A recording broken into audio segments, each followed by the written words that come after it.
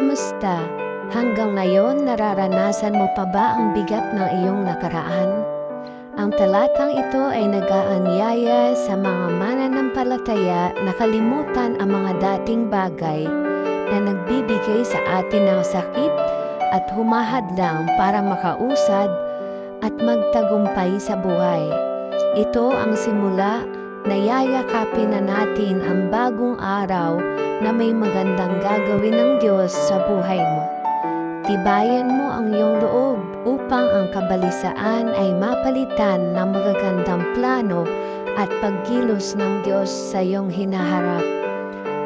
Huwag mong pagdudahan ang kayang gawin ng Diyos sa buhay mo. Isang araw magiging maayos din ang sitwasyon mo. Patuloy na manalig at manampalataya sa ating Panginoon. Pagpalain ka nawa ng ating Diyos.